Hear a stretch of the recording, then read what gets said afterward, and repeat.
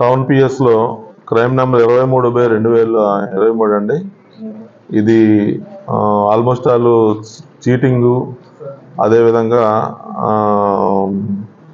Extortion అంటే భయపెట్టి డబ్బులు తీసుకోవటం, అదేవిధంగా ఐటీ యాక్ట్ అంటే మా దగ్గర మీకు సంబంధించిన నూడ్ వీడియోలు ఉన్నాయి, బ్లూ ఫిల్మ్లు ఉన్నాయి, అట్లాంటి భయపెట్టడం, ఇట్లాంటివన్నీ దానికి సంబంధించిన కేసు ఇది. దీనిలో ఒక విక్టిమ్ తను హైదరాబాద్లో విప్రో కంపెనీలో నాన్ ఐటీ సంబంధించి జాబ్ చేస్తుంది 21లో. అక్కడ వాళ్ళ స్నేహితురాలు ఒక ఆవిడ పరిచయం అయితే, ఆ చిన్నటి స్నేహితురాలు, ఆవిడ ద్వారా ఆవిడ ఈ భర్త అయిన దేవా నాయక్, ఇతను గుంటూరు జిల్లా, ఇతనితో పరిచయం అయితే వీళ్ళు కలిసిమెలిసి ఉండేవాళ్ళు, అందరూ హాస్టల్లో ఉండేవాళ్ళు. ఈ లేడీ అను నాయక్ ఇద్దరు భార్యాభర్తలు. ఈ అమ్మాయికి స్నేహితురాలు నాయక్ వైఫ్. వాళ్ళు కొంతకాలం ఉన్న తర్వాత ఈ అమ్మాయికి ఇంటికి వచ్చేసింది.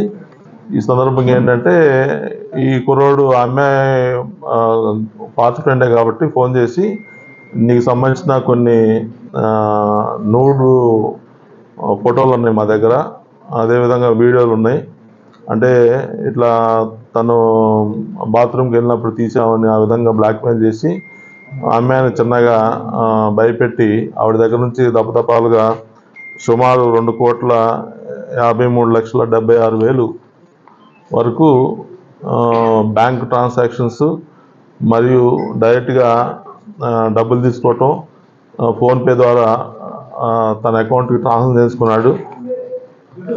దాంతో అతను విలాసవంతమైన జీవితం స్టార్ట్ చేశాడు భార్యతో కలిసి. మన గుంటూరు చిన్న కాకాని దగ్గర ఒక అపార్ట్మెంట్ కొన్నాడు. సుమారు దాని వాల్యూ 40 లక్షలు పైన ఉంది. ఆ అపార్ట్మెంట్లో ఉంటున్నాడు.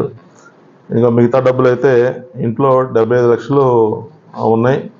అదేవిధంగా గోల్డ్ వచ్చి సుమారు కేజీ అంటే 938 గ్రాములు గోల్డ్, ఒక కారు ఒకటి కొనుక్కున్నాను, నిసాన్ కారు, ఒక బుల్లెట్.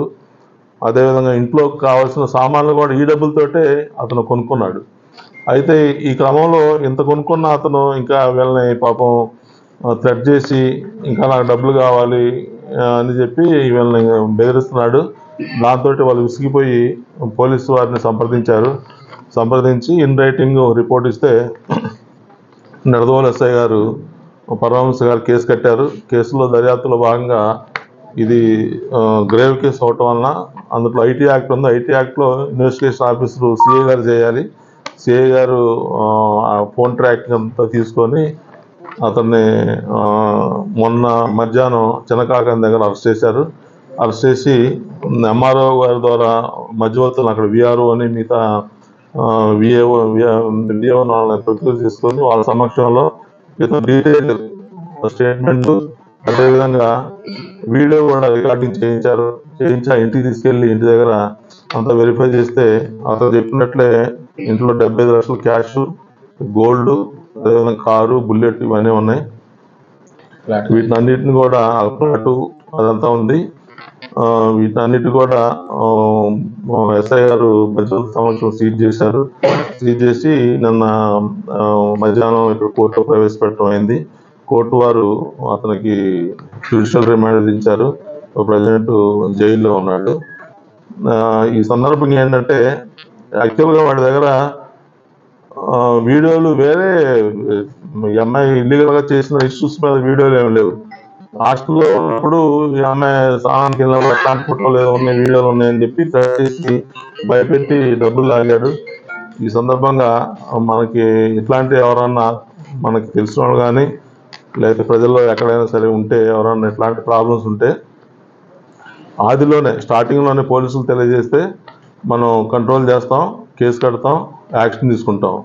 ఇప్పుడు సుమారు పాపం 2,53,00,000 లాస్ అయిన తర్వాత ఇప్పుడు మన దగ్గరకు వచ్చారు. ఇంకా వేధిస్తున్నాడని వచ్చారు. లేకపోతే ఇక్కడితో వదిలిపెడితే వాళ్ళు ఇక పోలీసు దగ్గరకు వచ్చేవాళ్ళు కాదు.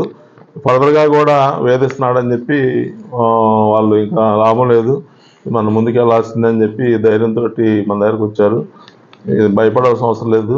ఇట్లాంటిదన్నా ఉంటే స్టార్టింగ్లోనే పోలీస్ దగ్గరికి వస్తే తప్పకుండా చట్ట ప్రకారం యాక్షన్ తీసుకుంటాం.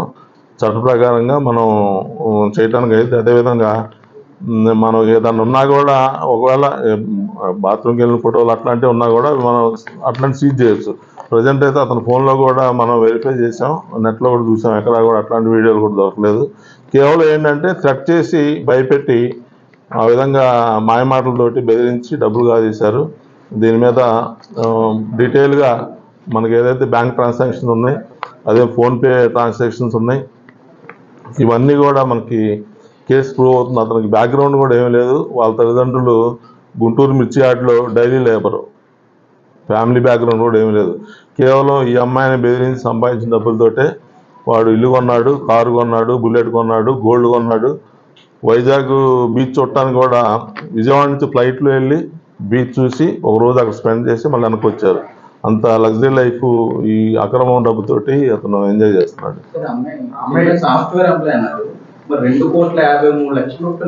పాపం దప్పదపాలుగా వాళ్ళ ఇంట్లో ఉన్న డబ్బులు, వాళ్ళ పేరెంట్స్ దగ్గర ఉన్న డబ్బులు, తర్వాత వాళ్ళు అప్పు చేసి అదేవిధంగా వాళ్ళ ఇల్లు కూడా తాకట్టు పెట్టి దప్పదపాలుగా ఈ డబ్బులంతా ట్రాన్స్ఫర్ చేశారు. ప్రతి అమౌంట్ కూడా, ప్రతి రూపాయికి కూడా మనకి రికార్డుకి ప్రూఫ్ ఉంది. ఇది వాడికి డైరెక్ట్గా వాడి అకౌంట్లోకి వెళ్ళి మళ్ళీ వేరే వాళ్ళ అకౌంట్లో కూడా కాదు, అంతా కూడా ప్రూఫ్ ఉంది. ఇక్కడ ఎవరైతే అప్పులు ఇచ్చారో వాళ్ళు కూడా మనం ఎగ్జామ్ చేసాం, వాళ్ళు కూడా మా దగ్గర తీసుకోవడం కరెక్టే అని చెప్పి చెప్తున్నారు. అది వీళ్ళు తొందరపు కొంత ఉన్నాయి, అప్పులు చేసి ఇల్లు తాకట్టు పెట్టి కూడా కొంత అమౌంట్ వెళ్ళిపోయారు. నిజమే ఉండొచ్చు, జీవితం నాశనం అయిపోతుంది. చిన్న వయసు, పెళ్లి కాదేమో, మనం రోడ్డు పాలు అవుతామేమో, 10 మంది అలరవుతామని చెప్పి భయపడిపోయి పేమెంట్ అంతా చేశారు. నడవలేండి లోకలే, విక్టిమ్ పేరు చెప్పకూడదులేండి. 1,81,45,000 వరకు మనకి రికార్డుగా